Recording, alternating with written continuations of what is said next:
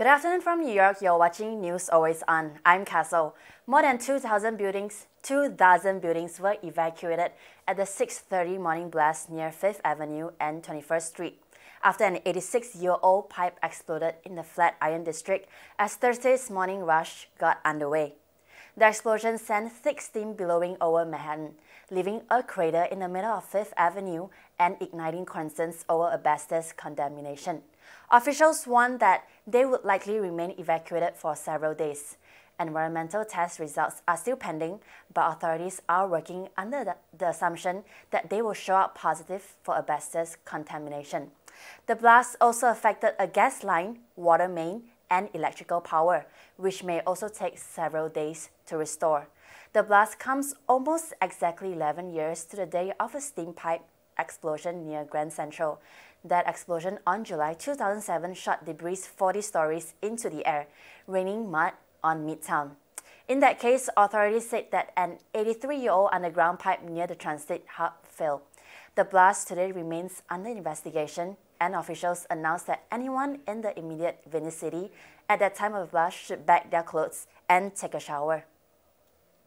During a cabinet meeting at the White House yesterday, President Trump brought up possible tariffs on imported vehicles as he spoke about trade negotiations in Washington with the European Union next week. Here is more.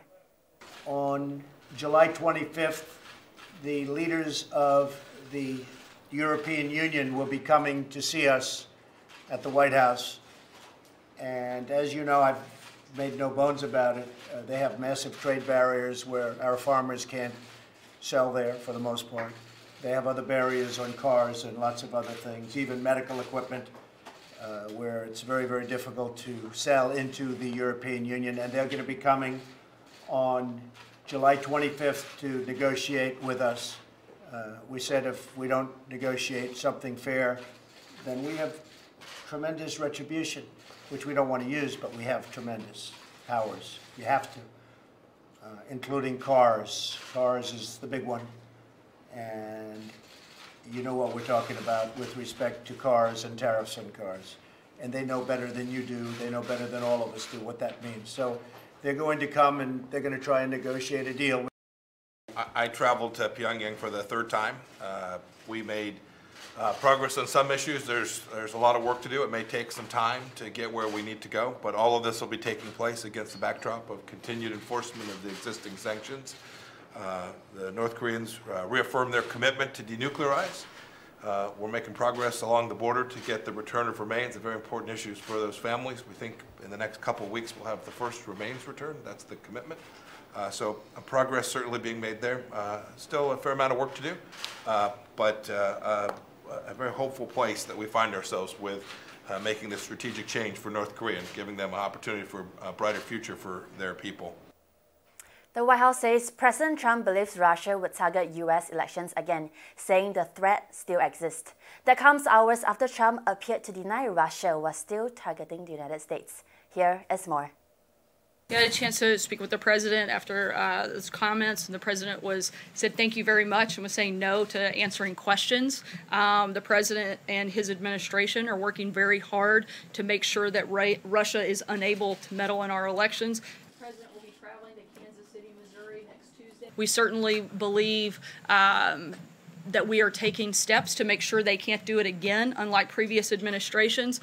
This president is actually taking bold action and reform to make sure it doesn't happen again, but he does believe that they would target certainly U.S. elections again. July 24th, he will address the veterans. The president thinks that we have to focus on securing our election integrity and our election systems, which is why he has spent so much time with his administration making sure that this doesn't happen again. Let's not forget that this didn't happen under President Trump's watch. This happened under the Obama administration. We're taking steps. We're making bold reforms to try to fix this and make sure it never happens again because we take it seriously and because we recognize that our election system are incredibly important and is certainly a cornerstone of our democracy.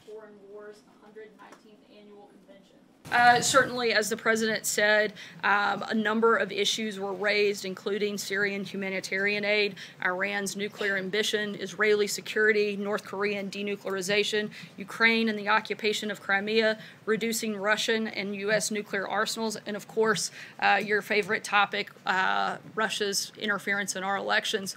All of these issues were talked about. This is the beginning of the dialogue with Russia and our administration and theirs, and we're going to continue working through those things. But those were all of the topics, and certainly probably others that were covered.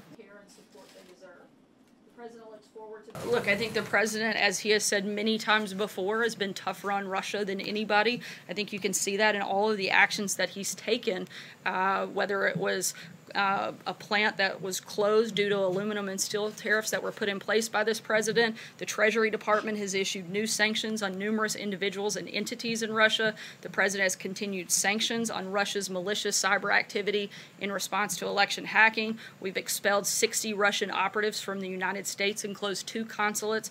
President Trump issued 4 statements condemning Russia's poisoning of UK citizens on UK soil, authorized the sale of lethal aid to Ukraine, authorized military strikes against the Assad regime in Syria, and has repeatedly called out Russia's actions, exporting energy to our allies in Eastern Europe. Look, the president has been extremely tough on Russia, and to say anything different is just not true.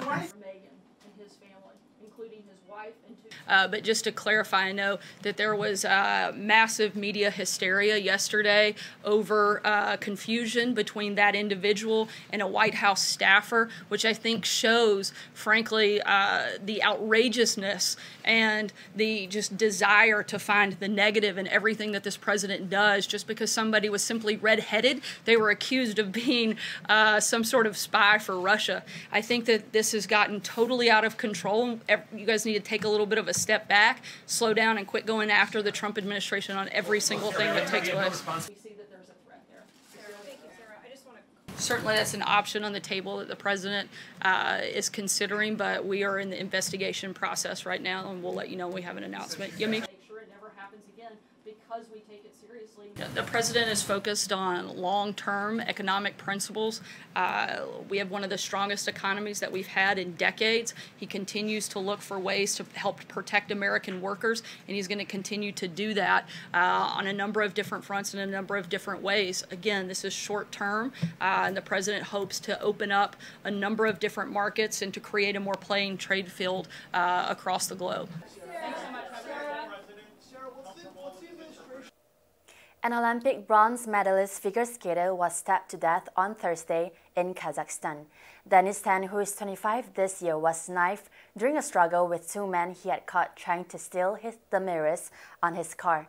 Police have opened a murder investigation.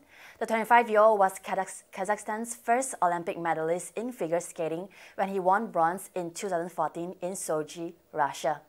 The International Skating Union took the news to Twitter by sending their condolences. It stated, quote, "Our heartfelt condolences go out to Dennis' family, friends, and fans across the world." International Olympic Committee President Thomas Bach said in a statement, quote, "Dennis Tan was a great athlete and a great ambassador for his sport, a warm personality and a charming man. Such a tragedy to lose him at such a young age." Tan did compete in Pyeongchang this past winter, but he was fighting injuries and placed 27th. American figure skater Adam Rippon also took to Twitter saying, "My skating friend passed away today. He was so kind to everyone and had a huge inspiration to me and so many other people." Murdered in the streets of Kazakhstan, Dennis, thank you for showing us how to be a champion. Your time with us was way too short. Love you forever.